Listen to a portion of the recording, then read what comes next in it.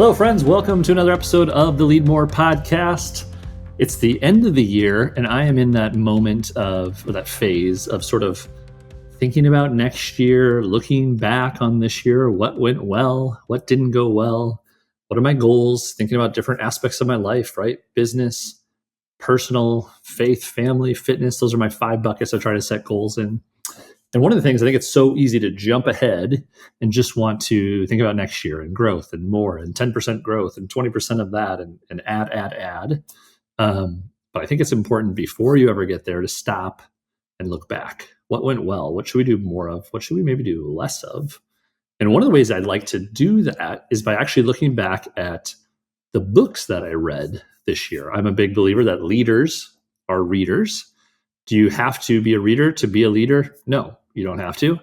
But many leaders are readers, right? It's just a shortcut. It's a hack to get yourself into the mind of somebody who knows something, knows deeply about a topic. I think in today's world of content, podcasts, social media clips, reels, we get such snippets, such little like snacks and little micro bite-sized things. Consider the book to be like the Thanksgiving dinner, right? It's someone going really deep. They're spending lots of time. They're doing lots of research. And this is especially true if you're a person who reads like biographies or history.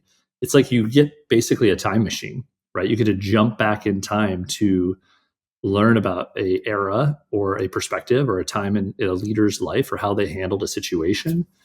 In history, I don't know if necessarily I say that it always repeats, but it definitely rhymes, right? You've heard that. History definitely rhymes, and it may not be the exact situation. Our world looks differently, technology, all these things, but find the rhythms and the rhymes of history. So that's why books are amazing, right?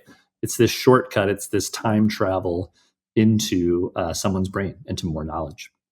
So probably like many, I fall in that bucket of like, read a lot as a little kid. My parents were always reading to us. Then you get to like the middle school, high school phase where they tell you what you're supposed to read. And then it became like something I had to do. It became this job, became this task. By the time I got to college, it was like, how do I read the most minimum amount of pages possible to get the grade to pass and to move on, right? Sort of like beat the love out of reading out of me, right? And I don't know if you're that way, but for me, when I graduated college, I just wasn't reading books for fun or for I no longer had to do it for school. But so I'd say it was probably like mid-20s when I started realizing like, oh, I fell in love with reading again and realized how great books are. And then as I grew and became an entrepreneur, I probably went really hard on the like, here's my goal. I'm going to read 3 books a month. And I think the most I ever read is one year I had 40 books was my goal. I read 40 books. I've now since probably had children and life's gotten busy, just settled into like, just try to read, like enjoy reading. A couple rules I have. 1, don't be afraid to quit a book. If you don't like it, quit it, especially in the business book category, or like I sometimes like to call the airport books that we walk by when you go past the convenience store in the airport lounge. A lot of these books kind of repeat themselves. And so once you've read 30, 40% of the book, you've maybe gotten the gist. And if you really, really enjoy it, love the storytelling, keep going. If you feel like I got it, put it down. So number 1, you can quit a book. Number 2, you can read multiple books at once. It is allowed. I find that like certain books, certain authors, certain themes sort of match with certain vibes or moods that I'm in, right? So maybe this is a nighttime book that I read and it's going to be maybe fiction or a little bit more casual. Maybe it puts me to sleep, but I don't have to like take down notes. I don't have to write things. Then there's like my podcast book or my audio book, right? Like I'm going to go walk the dog and I just want to sit and I want to listen. Like I can digest, I can think a little bit more, but also still not writing down. And then there's the like vacation book where like I have a 5-day vacation. What am I going to just pound through and knock out? So it's okay to read multiple books at once. It's okay to jump. It's okay to like find the book that matches your mood, right? So those are a couple just reading kind of rules I have. And I guess the third rule I would be is encourage yourself to jump around in genre as well.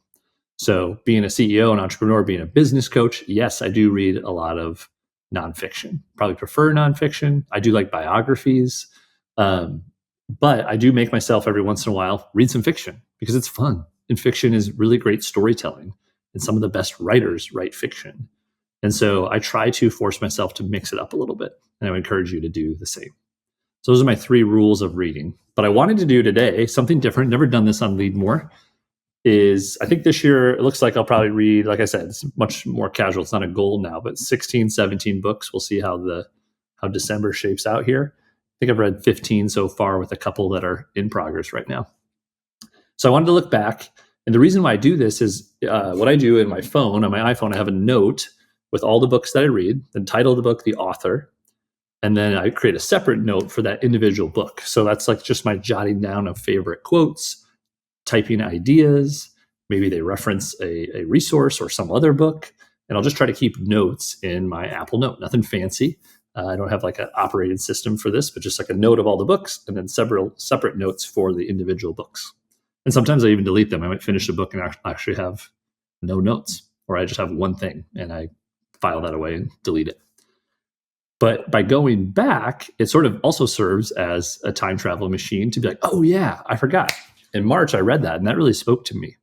Or in July, I forgot about how that business book helped me frame a strategy that I'm now using in my business Leadmore or intend to grow and expand upon next year, right? It's a good reminder of what we've learned. So you're not just like digest, put it in, spit it out and move on. Try to it's not just what's taught, it's what's caught, right? And partly by catching it, you have to document it and reflect on it. So on today's special Leadmore episode, I decided I'm going to give you my 5 favorite books that I read in 2024.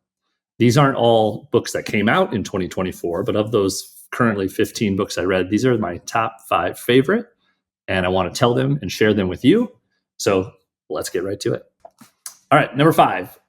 Discipline is Destiny. This is by Ryan Holiday. I don't have the physical copy because I listened to this one. Very easy to listen to. Ryan Holiday, incredible author, prolific author, writes several books. Based in Texas, he owns his own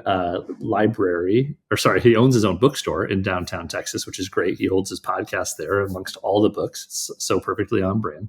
Why you might know Ryan Holiday is he's known for sort of modernizing or bringing stoicism to today's world. Stoicism, of course, is this ancient philosophy and mindset, this belief of it's not about what happens in the world, it's about how you react to what happens, right? And there's a lot of great lessons in Stoicism. He's writing several books about the different virtues of Stoicism. So this one's all about discipline. So Discipline is Destiny was a perfect book for me this year. I read it this summer when I was doing a lot of training, a lot of running for the 437 project. And it's all about doing kind of the boring, unsexy, daily discipline type of work. My one word for the year was daily. And that's why my goal has been to work out 30 minutes every day of the year, rain or shine, travel, sick or healthy, every single day. That's about discipline. And why that spoke to me both as a word for the year and as a topic or this book is it's not my default setting, right? Like discipline is something I have to work for. It's not something that some people are just robotic in the sense that they rise at the same time every day. They follow the same agenda. They eat the same food. And that is not me. And I'm not saying I have to become that person, but I want to be a little bit more like that and work toward that. So that's something that this book really spoke to me. Holiday is a great author, great storyteller, easy to read, easy to listen. One of my favorite stories was about Lou Gehrig, the old Yankees baseball player who before Cal Ripken was the Iron Horse and played 2,000 somewhat games every day, showed up and played. Some great stories there. One thing I'll say, sidebar here, this is a feature request I have for Amazon. I often do, of the books I read, I'd say about 75% I listen to, maybe 25% I read. And if I really like a book, which some of these I'll show to you, I listened to and then later went and bought because I wanted a physical copy. My request for a feature, I will buy the bundle of an audiobook and a physical book. And I want to be able to, I know we can do this with technology, maybe a QR code or some sort of thing embedded in the earmarks of the pages. So I can listen to a book, go walk my dog for 20 minutes, come back, somehow mark that, and then find the page in my book. And then I might read a chapter at night. And then I could scan that QR code or something to mark where I'm at, which will then fast forward my audio track to the next part so that I can, go back and forth in 2 types of modalities of reading a book and listening to a book, but always be right in the spot that I was at. I want this so badly. So if you're listening to this podcast, either you work at Amazon or just build this as a separate startup. I will pay for that, and I will pay for the price of a physical and audiobook to have that synced up. All right, let's move on. Next book. Next book is called Good Energy by Dr. Casey Means. This would fall in the nonfiction, just like Ryan Holiday, but I'd fall in like the health lifestyle category. So Good Energy. I listened to it. I don't even know if the physical book is out yet, but I think it's already back ordered because it's been so popular.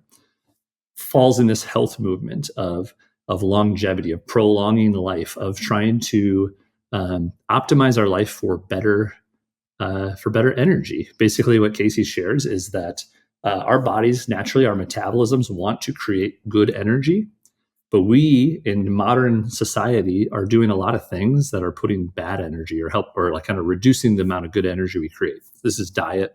This is lack of exercise. This is almost the extreme comfort we've created. We sit in desk all day. We sit and live in air-conditioned, like perfectly temperatured houses. We touch a lot of extra things and chemicals and the plastics and like all these things in our life. So it looks at food and looks at exercise, looks at lifestyle, looks at stress, mental health, all these things that are impacting the amount of good energy we create. And I just found the book to be fascinating. Very, very interesting. I think a little overwhelming in terms of all the things that are out there. She provides like a checklist and like quizzes you can ask yourself, like score yourself. Are you doing this? Sleep was one. Sleep came away as like, you almost should optimize your sleep before you even do exercise. Like we were so worried about what we eat and how we exercise, and then we just sleep like crap, right? And we don't. We were laying in our beds, looking at phones, and putting all this blue light into our body. We don't optimize for sleep. We take pride in sleeping 4 or 5 hours a day and drink a ton of coffee, right? Like these things that are just areas of focus. A couple of big takeaways: the sleep. Try to eat vegetables every day, like leafy vegetables. Get some greens, some root vegetables. 150 minutes of exercise in a week. Just zone 2. Zone 2 is like if you're going for a run, you can talk to your friend, or a brisk walk, a ride on your bike. Like this doesn't have to be laborious, like squatting tons of weight, although you should do some form of resistance training so that when you get old, you get some muscular and some strength. But zone 2, 150 minutes, that's 30 minutes, 5 days a week. 50 minutes, 3 days a week, whatever it might be, but getting that 150 minutes of exercise each week, super crucial. Awesome book, highly recommend it. Lots of good takeaways. All right, number 3, my third favorite book this year. Like I said, I tried to do some fiction. I did this one in the summer. I had a 7.5-hour road trip, downloaded this one on Audible. It's been one I've been trying to read for many years. I've had it recommended to me by multiple people, but it's pretty long. And so I just hadn't decided. When you see that Audible download and it's something like 18 hours, 16 hours, don't remember what it was. It's a little daunting, but I finally tackled it. And it's called The 3-Body Problem. This is by, I think it's Cixin Liu is the way you say the author's name. It's actually now a show, I believe, on Apple. They've turned it into a series, but it's this pretty trippy sci-fi set in like Chinese Revolution era, and it involves aliens and it involves like some pretty funky science and technology. It kind of makes you think about this kind of future world of robots and aliens, and I don't know what to say without ruining anything as far as takeaways, but it was a good break from your nonfiction reads, and it was good to dive into some hardcore fiction. And like I said, some of the best writers and authors are fiction. The degree of storytelling, the artistry, the level of description, and a book like this, when you listen to it, I listen to it. The audio talent is incredible. Like multiple voices, like multiple readers, multiple people. It's almost like watching like a stage production of like when they all come out and just read a screenplay, not like an actual play, but really impressive. So 3-Body Problem, great fiction, especially if you like some sci-fi. All right, number 2, my second favorite book this year. I do have this physical copy, listened to it, decided I wanted it to buy it. 10X is easier than 2X. This is by Darren Hardy and Dan Sullivan. Dan Sullivan is a longtime business coach, 30 plus years. And Darren Hardy got big being a blogger, writing on Medium and creating articles. They teamed up. They wrote this book. It's sort of straightforward, compelling title, but essentially is like, if you're trying to grow, often 10Xing something is actually easier then 2xing. I've done this in a coaching workshop, actually, where I took entrepreneurs and I asked them, you can do this yourself. I asked, take whatever your revenue is this year for your business. And if I ask you to double it next year, so 2x your revenue in the next 12 months, now write down everything you would do to 2x that. Typically what you're going to see is, oh shoot, we need to do more of that. We need to hire more people. We need to add a location. We need to stock up on inventory. We need to double down on marketing. We need to, it's grow, it's more, it's add, but it's essentially do more of the same thing is what you typically hear if you have to 2x. And 2x is no joke, right? That's not slouching, especially if you're established and have some good revenue. But if I then say, okay, now I'm going to ask you, could you 10x in the next 12 months? How do you take your $1 million business and turn it into a $10 million business and do it in a year? And you might say that's impossible. It can't be done. Here's why. But if I say, what would that look like? Try to do that. You're going to come up with a wildly different list. You're going to start to think about leverage. You're going to start to think about who and not how, which I think is a good thing. Sometimes asking yourself, not how are we going to do this, but who do we need to do this? It might mean acquiring a company. It might mean adding new markets. It might mean hiring a new whole department, someone to lead a new department, or to bring a new skill set, or to build technology, or to create leverage in our knowledge or product or service, right? You're going to think about a bunch of different things.